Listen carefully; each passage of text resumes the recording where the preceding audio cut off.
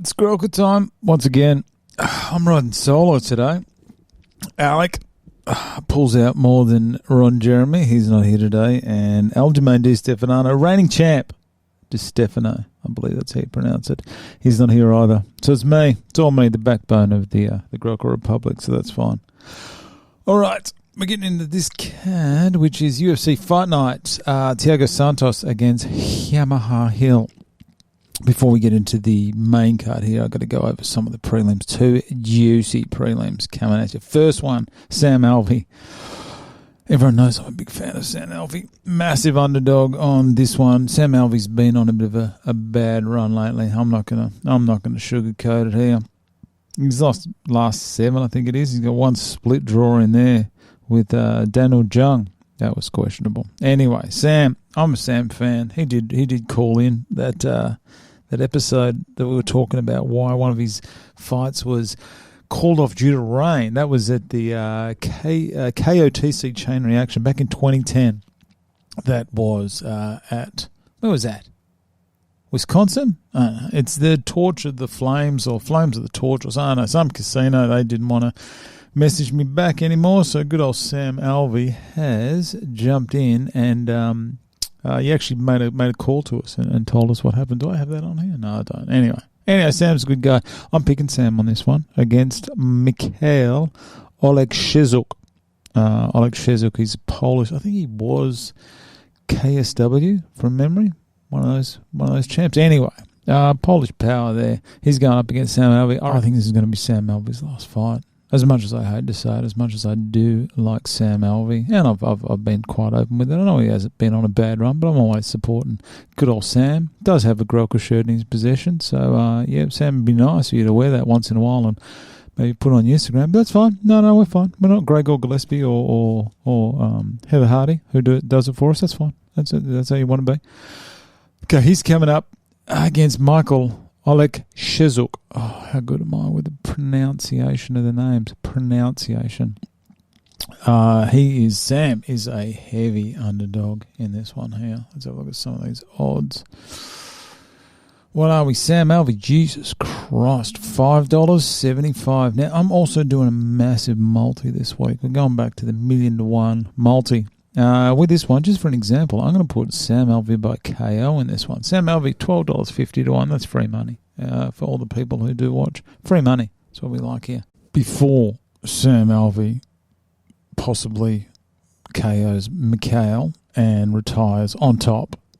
When I say on top, just say after a win. Before that, it's even a fight I'm even more excited about. Bigger underdog, but I have absolutely no doubt on the Ghost Pepper. He's taken on Terrence McKinney, Erick Gonzalez, the Ghost Pepper. He is definitely one of my favourites. Big fan of the show. Often sends me a message, just sees how we're going. It's going great. Okay, the Ghost Pepper has a record of 14-6, which is pretty good if you ask me. He's coming off a loss to Jim Miller, though, which that happened in October last year, but he's way better now. Ghost Pepper's got this. Absolutely no doubt in my mind. I believe he has some Mexican background in him, which means he's tough. And he's from Torrance, California. Torrance, I've never heard of that place. Anyway, so the Ghost Pepper's coming in, and he is also a massive underdog here. So we're going to start this multi off juicy. Where is he? He's 7-1. Jesus Christ. 7-1, 14-1 by KO. I think Erick's going to get this one on points. I'll be honest.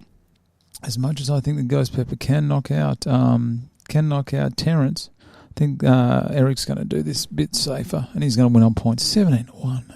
That's fat odds. That's some great odds. That's part of the multi. That's in there. To kick off the main card here, we've got women's flyweight. We've got two ladies both coming off a win, incredibly, because their records aren't great. We've got Ariana Lipski, who beat Mandy Bomb, who I'm not a big fan of anymore. She left me on red on Instagram, so, yeah, unlucky. Next up, we have Priscilla Cachoeira. All right, Priscilla, she's probably the biggest cheat going on in the UFC after that eye gouge we saw with Gillian Robertson. She's looking rough. Anyway, she's coming off a win also in February this year. That wasn't too bad. That was a UG win over Ji Yong Kim. That was in Las Vegas. And fight of the night. Jesus Christ, that's generous. I think they need to get her a bit of money. She's not looking well. She looks possibly like she's indulging some party. How would you say it? just say some maybe not so legal party drugs. You know how she looks. Just have a look at her. Yeah, she's not good. She had a rough deal, right? Her UFC debut was against Valentina Shevchenko. So how'd you like to come into the UFC and say, oh yeah, here's Valentina straight off the bat? Priscilla's 3-5 in the UFC. Not great. If that was in the men's division, you'd probably be cut. Lipski's 3-4. It's about the same. Jesus Christ, both these girls need a win. They were both on the cusp of being cut, I believe, before their last fight. They both got a win. So good on you. Lipski beat Mandy Bomb, and as I said, Priscilla beat Ji Kong Yim. Lipski's a former KWS champ. She's a flyweight champ. She was. Lipski's 1 inch shorter, but if you have a look at them, when they weigh in, have a look at them, and you tell me that there's only an inch difference. I reckon Priscilla looks at least 3-4 inches taller. She's a lot bigger than Lipski. That's just what I think. Anyway, with this one, let's have a look at some odds here. I'm going to go Lipski. I'll tell you. Oh, not Lipski. Jesus Christ. I'm going to go Priscilla straight off the bat. Let's have a look at some odds here. Priscilla underdog. Jesus, this multi is going to be so juicy. What is she? $2.46. Lipski's $1.55. No, Priscilla's got this. Priscilla has got this. I mean, guaranteed Ghost Pepper's going to win 7-1. That's free money. Sam Alveys is going to finish his UFC career, on a win. He's $5.75. So Priscilla Cochera. I don't know how to say that name. Anyway, so she's going to win as well. So 3 underdogs. Oh, so fat, this multi. Next up, we have Augusto Sakai against Sergey Spivak. Sergey's getting good. Jeez, I thought he was average. Sakai, a couple of years back now, I think 2019, he was a real contender for the belt. He was on a 5-fight win streak. He had wins over Arlovsky, Blagoy Ovanov, which is definitely not an easy feat. He's gone 0-3 in his last 3.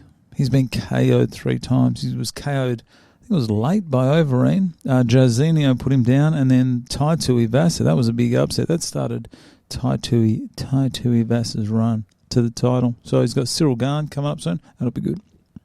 Spivak. It's his 9th fight in 3 years. Good on him. He puts it in there. I think the UFC fighters are contracted to 3 fights a year. Could be wrong. Has happened before. But I think it's 3 fights a year. So he obviously milks that for all he can. Good on you, Spivak.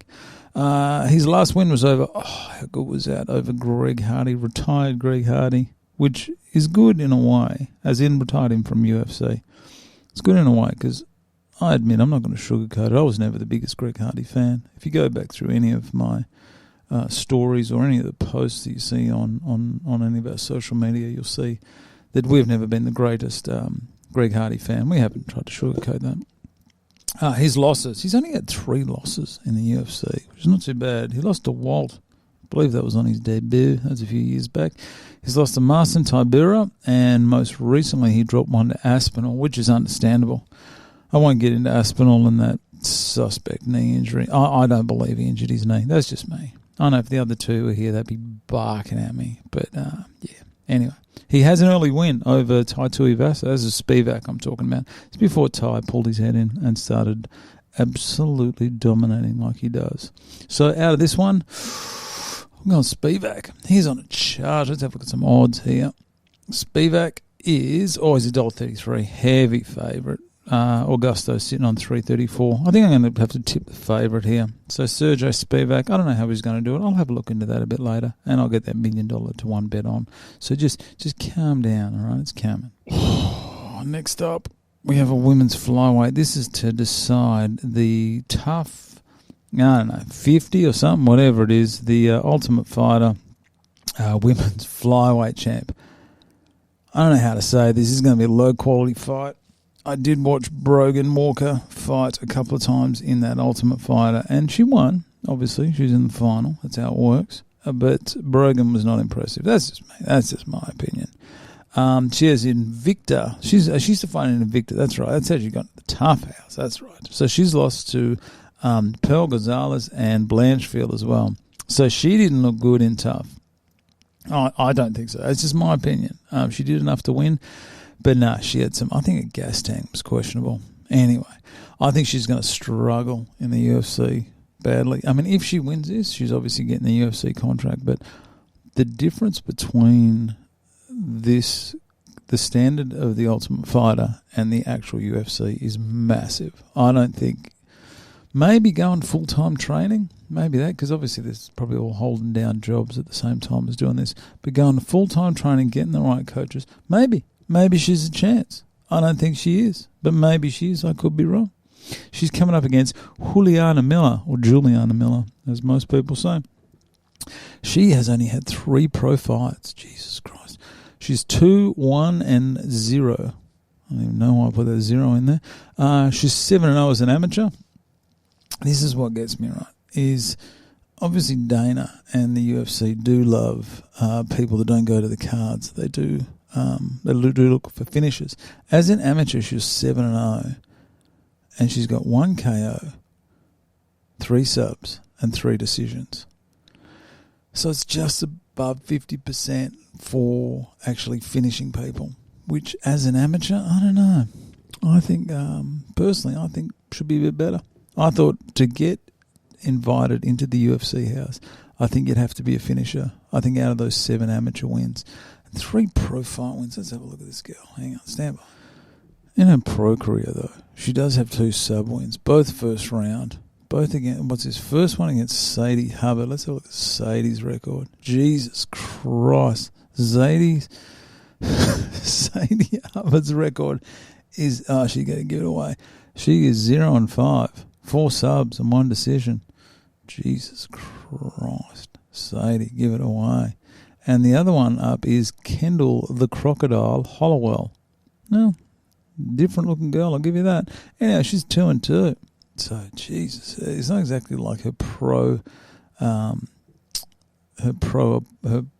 fight opponents have been quality. Brogan's a little bit better. I don't know. Anyway, I had a look at a photo. If you can, you get on and have a look at a photo of Juliana Miller here. She looks a bit like what the hell's that guy's name from Ice Age? This is where I need Alec. For once in my life, I need Alec here. Hang on, stand by. There we go. There we go. This is where I need Alec in here because he knows all these. Alec still watches cartoons. She looks a bit like Sid. I'll put a photo up. I've probably got it up now. She looks a bit like Sid from Ice Age. That's what I reckon. What do they call her? Bob. These call these people Bob Hawks. Body off Baywatch, head off Crime Watch. Anyway, good on you, Juliana, for making the finals. I wish you all the best here, but I think as average as Brogan Walker Sanchez is, I think she's gonna do this. She's gonna get this done, and she's gonna have the belt. Oh, no, belt, the trophy. Jeez, no one wants a trophy. Everyone wants a belt. Let's have a look at some odds here. What are we doing? Brogan, $2. Oh, Brogan's not even the favourite. Oh, this multi is going to be so fat. It's going to be great. Oh, 1,000,000 to 1. It's coming up. I'll do it all at the end anyway. So don't calm down. You have to be writing all this down. I'll do a separate bit at the end with all the $1 million to 1 tips. And that's for you guys. Up next we have the heavyweight final for Tough. Probably should look it up. I don't know. 30, 50, whatever it is. Pena and Nunes, the one that's just going on now that no one watched. All right, so this is a heavyweight final. So we've got Zach Palga against Muhammad Usman, which is the younger brother of Kamaru. Okay, Zach, he's 5-0 as a pro. Not too bad. Did some fighting in the LFA and Cage Warriors. Now, this is what I found a bit weird, right? He fought 4 times in 2021. That's pretty good. 4 times. Nice. Like Sergey Spivak fighting 9 times in 3 years or whatever the hell I said before. So that's a lot for a heavyweight, especially going to the cards. Imagine going to the cards like 3 times? 3 out of 4 times? Probably 3 out of 4 times. 3 out of 4 times he's gone to the cards in 2021. So he's had 3 rounds, 4 fights. I don't know. I can't work this out. So he's had a lot. He's fought a lot this year, and I don't know how the hell he's managed to put in 4 fights if he's going the distance. I don't know his cardio's like. Maybe it's questionable. He's 6 foot. He's normally fights at 205, so he's gone up, but he is going to be small for a heavyweight. I reckon if he does win this, he's a favourite from memory. Where are we here? Got to get this up. This is where I need Aljamain in here with the stats, with the betting. Zach is a massive favourite. $1.37. Muhammad Usman is $3.11. I'm going Usman. I'll tell you why in a sec. But if Zach does manage to somehow pull this off and get the win, I reckon he's going to drop straight down to 205. He's at 6 foot. You're just not big enough for some of these boys. I mean, I know, what's Jarzinho? I mean, he's not good, but Jarzinho's sitting on about 5'11" from memory. I think he's too small. I think he's going to be a lot better at light heavyweight. This is my opinion. That's my opinion. Call Dana. Let him know. Okay, he's up against Muhammad Usman. This guy is a tank. I'm going to have a photo up here if anyone's actually watching this on YouTube. This guy's a mountain. Jesus Christ, this guy is scary.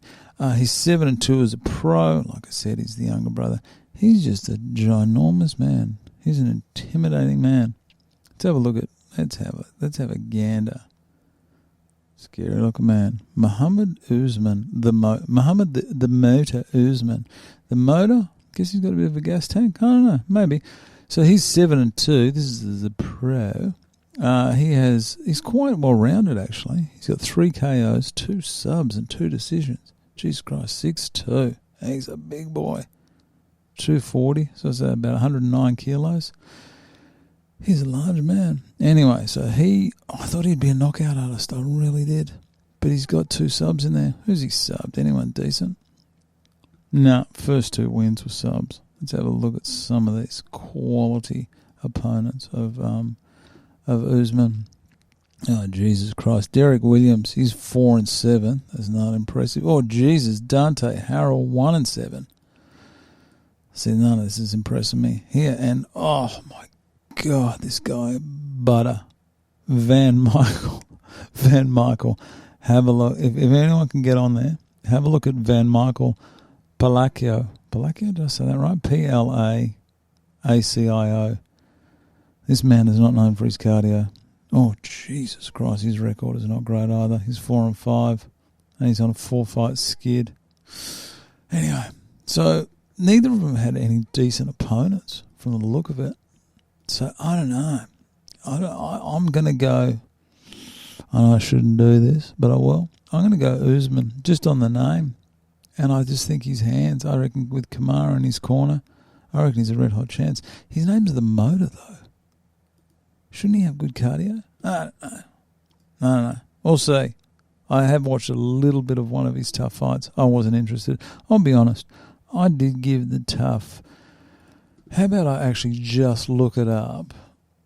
I'll actually look it up what number it was, because I'm being quite disrespectful towards the whole thing. Ultimate Fighter 30. I think I said that somewhere in there.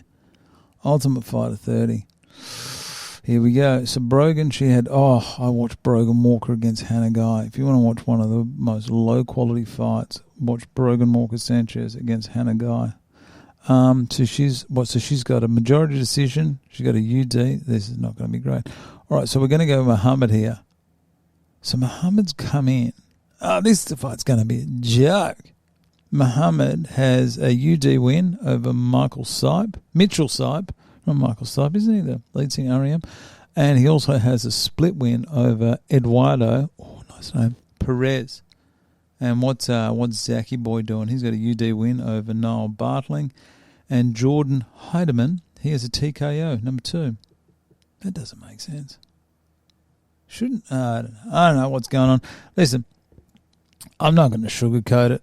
This card is going to this card could go one of 2 ways. I have made big calls before saying cards are going to be awesome, and they have been absolute dog shit. And other ones I said are going to be average and have turned juicy. So I'm tipping. Everything tells me that this card is going to be Joe average, but I don't know. Surprise me, guys. I'm going with Sid the Sloth and Usman's brother to actually fire this card up for me. I don't know if it's going to happen. May do, may not, probably won't. But anyway, Vicente Luque, he's fighting Jeff Hands of Steel now. Luque's 14-3. Is that 14-3 in the UFC? Probably is. I don't know. I'm not going to check it. He has finished. I believe he's only gone to the cards once. I'm talking about his wins here. So out of his 14 wins, he has 13 finishes, only one going to the card, and that was against the 1% black man, Mike Perry. So that's saying something. He is great. His only losses are to Leon Edwards, Wonder Boy, and his last fight against Bilal Muhammad, which could have gone either way. I think he's the most underrated in this division, and it's not just because of his record, but it's also how he wins. It's what the thing about this is why I like Vicente. All right, is he beats his opponents on their strength. Like for example, he subbed Chiesa, who was known as a ground man, Woodley, well it's Woodley, and Nico Price, all via sub, and that's sort of their go-to. And then he goes off and he KOs Randy Brown, Jalen Turner and Barbarina, who are known for KOs. So I think Luke is something else. I reckon he's great, and I reckon he'll get this done. Also, going back to that Bilal Muhammad card, right? This is where the judges are just, I don't know what's going on with the judges, but this is why I reckon it could have gone to Vicente. If, just say, for example, Vicente, it was close, but he just won the first round, and the second round was just as close, and Vicente just won the second round. I think the judges are more likely to score the second round in favour of the person who didn't win the first round. Does that make sense? Probably not. But I think they'd like to go into the third round as one-on-one, because if it's a close fight and then someone absolutely dominates the last round, maybe not a 10-8, but like just a little bit less than a 10-8, so like a 10-9, but there's been two close rounds and you give them both to Vicente, and then absolute domination from Bilal in the third, Vicente still wins. Does that make sense? So that's why I reckon that second round is where all the drama, the D-rama happens with these judges, because they're more likely to give it to the guy that didn't win the first round. Hope that makes sense. If it made sense, put something in the comments, or don't. I don't really care. Anyway, Vicente, he is up against Jeff Hands of Steel Neal. Jeff, if you have a look at photos of Jeff, he's always looking disappointed in me. You have a look at him and he's just like, you can see he's just got that little bit of disgust on his face towards you. I don't know why. Maybe this is his face. I think he looks like Wanda Sykes. I hope that's not offensive. Probably is. Someone's probably going to get offended. I'm not trying to be offensive. I just think he looks like Wanda Sykes. That's just how I feel about it. And that has got nothing to do with male, female. I don't need anyone on my case, all right? So that's just my opinion. That opinion is not shared by anyone else. Just me. Probably Alec could share it as well. So direct all your anger towards Alec De Silva. All right, he is 7-2 in the UFC. His only losses. He's also lost to Wonder Boy and Neil Magny. Magny. Oh, Neil Magny. He's a multi-killer, that man. He's coming off a split win over Ponzinibbio, which I tip Ponzinibbio. So it's hard because I'm pretty one-eyed when it comes to judging. I'd be the worst judge ever.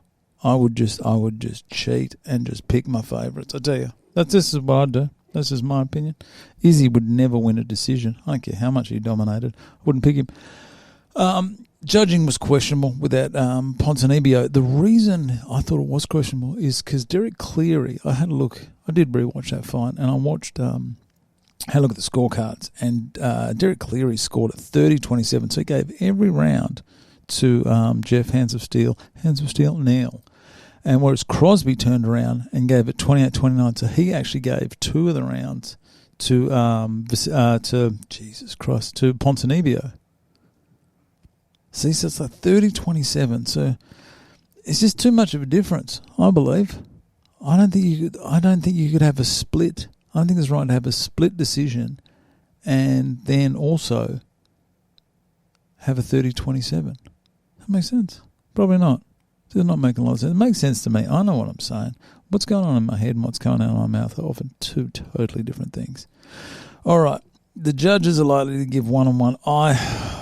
I'll be honest, even though I did tip Ponzinibbio, I probably did give that to Jeff 29-28. I did give him 2 rounds, so that's just my opinion. Anyway, who's going to win this? Let's have a look at some odds here. I'm going to go Vicente. I haven't even looked at the odds. Let's have a look at some juicy odds. Hang on, did I even make a call about Muhammad? And, hang on, I'm going to go Brogan Walker. That's going back a bit. And Usman, I'm going to go Usman. I don't know how. He better win. Oh, this multi is going to be so fat. It is going to be the fattest multi that you've ever seen. I'm going to go Vicente. Yeah, Vicente is going to beat Jesus Christ, that's going to get me in trouble. Vicente is going to get it done against Jeff Neal. Can he knock him out? I don't know. Has Jeff Neal ever been knocked out? I don't know. I didn't do research. I'm going to go Vicente. He's a hot favourite. 154. Jeff, Hands of Steel now. Hands of Steel is $2.48. Oh, this multi's going to be fat. Main event time. Thiago Santos against Jamahal. Or Yamaha. Is it Yamaha? Jamahal. I'm pretty sure it's Jamahal. I know it is Jamahal. Jamahal. I don't know. Whatever, however you say his name. I'm not going to try these names. Everyone knows how bad I am with these names. All right, Santos. Oh, Thiago. He almost stole the light heavyweight belt. When I say stole, he almost won it back in 2019. That was with 2 broken legs. Knees. 2 injured knees. I say broken legs. Sounds more dramatic. Including that fight, though, he's gone 1-4 in his last 5. That doesn't look great for him. His only win is over Johnny in his lead up to his title shot. He was an absolute beast. He was KOing the best. Let's have a look here. Let's have a look at who he was KOing. Is that a word? Probably not. Okay, so he's got a UD win over Kevin Holland. This is going back to 2018, right? This is in his lead up to the UFC light heavyweight championship fight. So he's got a KO over Erick Jimmy Manuwa, when Jimmy Manuwa was good. And he's also got a KO win over Jan Blachowicz. Jesus Christ. He's got a KO win over Anthony Smith, got a KO win over Jack Hermanson. He was just finishing everyone there, wasn't he? He was on a tear. His only loss in His only loss in the 9 fights leading into that title shot was against David Branch, of all people. The reason this one, I do remember this one, I had bet on for David Branch to KO him there, and it was 20-1. Oh, it was so juicy. And I put it on. I didn't put $1 on. I won $20. That's fine. I'm not a big gambler. Everyone knows me.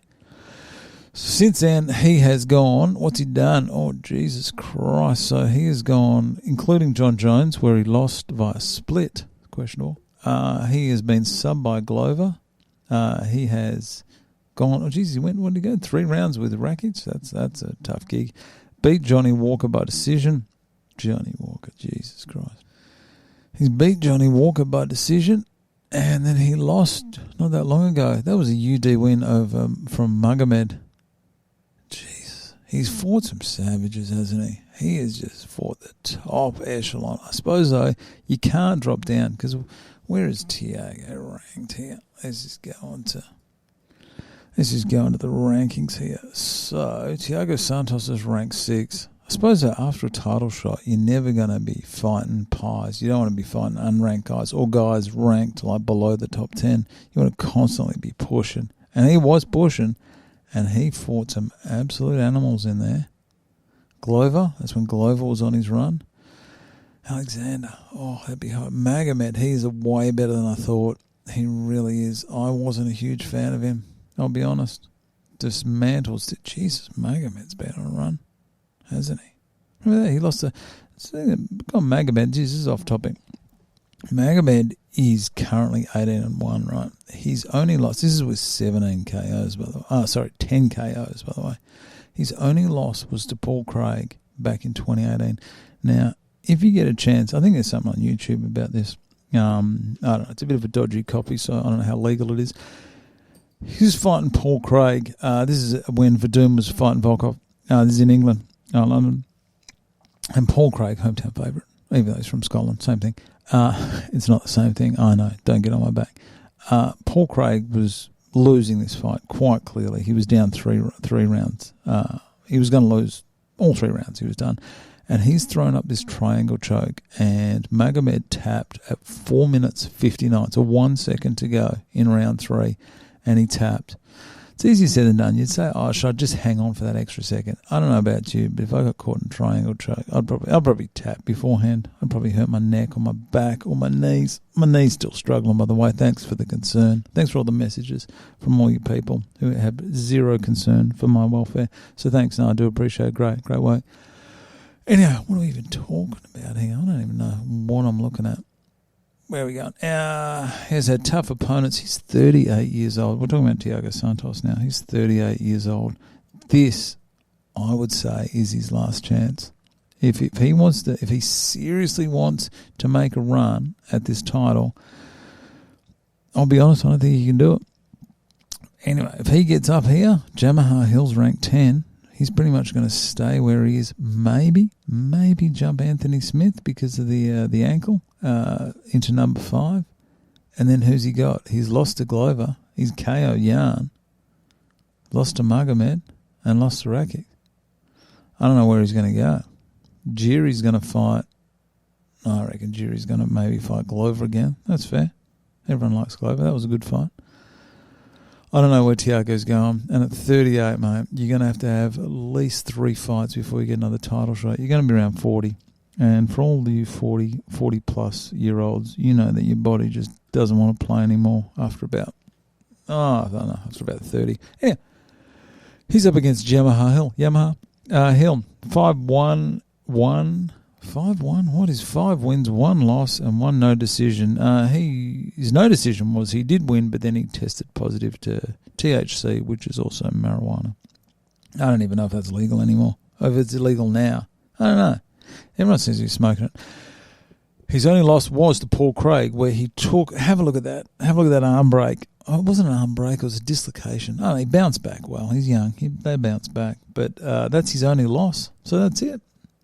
1 loss. He's coming off oh, Jesus Christ. Jamahal Hill. Jamahal?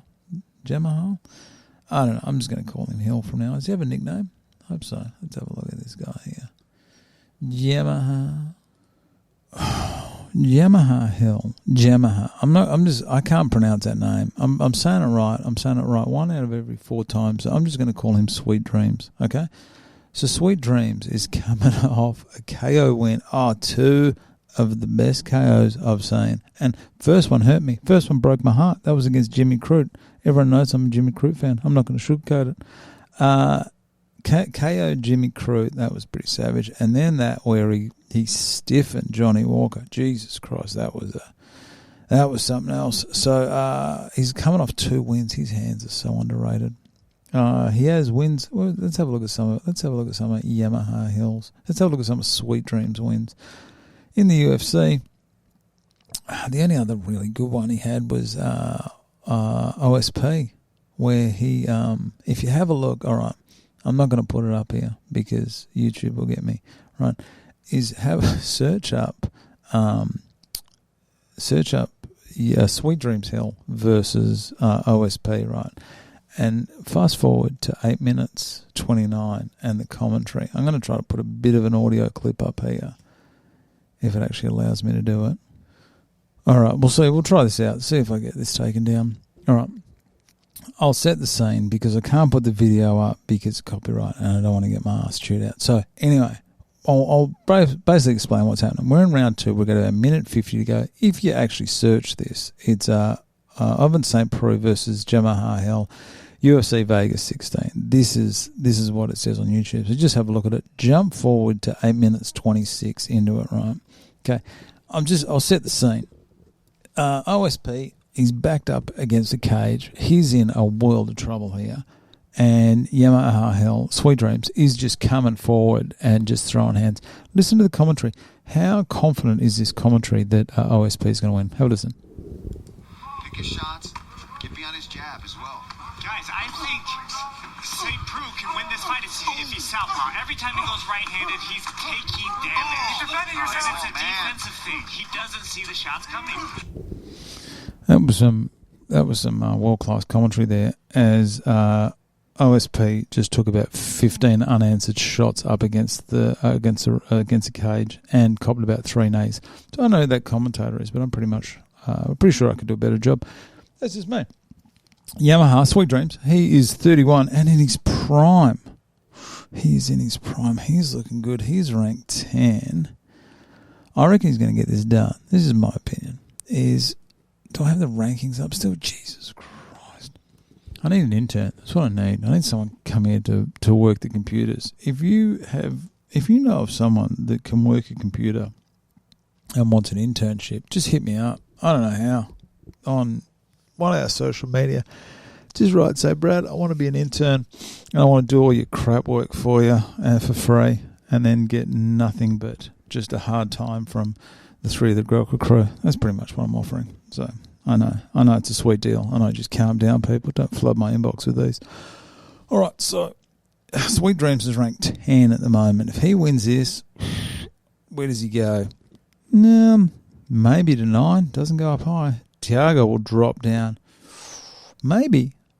Oh, Reyes is 7. Jesus Christ, what's happening to him? I reckon if Sweet Dreams wins this, which he will, which I believe he will, I'm spoiler alert, he'll win. I reckon he's going to go to 6. That's what I reckon. I reckon Thiago is going to drop back to 9. Paul Craig 10. That's what I reckon. Jamahal, Sweet Dreams will be at number 6 after this weekend. This is what I think. Probably going to argue with me. I tell you what would be absolute pure juice, right, is if he does win this. If Jamahal, if Sweet Dreams could drop down to fight Izzy, that would be tasty. Oh, that'd be so good. Imagine that. I reckon he's a chance. I mean, Sweet Dreams has got a bit of a dad bod on him. He could definitely drop a few kilos. Coming from me, I can say that because if anyone's seen me without a shirt on, it's nothing pretty. So I reckon that'd be good. I don't know. I know he's making a run at the light heavyweight title. But imagine that. Oh, that'd be so good. Oh, that'd be good. Dana, do it. Make it happen. Sean Shelby. I don't even know who's running the show there anymore. Whoever's doing that. When Sweet Dreams gets it done this weekend, straight down. Say, mate, get off the beers, get off the burgers. No Alec De Silva diet here. Go straight down and fight Izzy. That'd be so good. That'd actually probably be pretty good for him because while all this crap is going on in the light heavyweight division, because you got Jiri the champ, you've got Glover wanting a rematch, you've got Jan, who definitely deserves it after some of the stuff he went through, and then you've got Magomed, who is on this savage charge. So that top bit, the next 3-4 title shots are definitely not going to include Sweet Dreams. So Sweet Dreams, drop down, fight Izzy, take the belt, then challenge for the light heavyweight, double champ. I predict the future. That's what I'm saying. That's what I'm thinking. I don't think he can win the light heavyweight championship, but I reckon he's going to be, with those hands, I reckon he's a sweet chance against Israel. I don't know. This is my opinion. So anyway, for this one, I'm tipping Hill. Let's check out some odds here. Oh, yeah. Sweet Dreams is sitting at $1.33 and Thiago Santos $3.34. I reckon this might be Thiago's last fight, I'll be honest. And I reckon Sweet Dreams is going to jump up to 6 and then drop down, fight Izzy, win the belt, come up, fight for the light heavyweight. This is my opinion. Never popular, like me. So that's about it.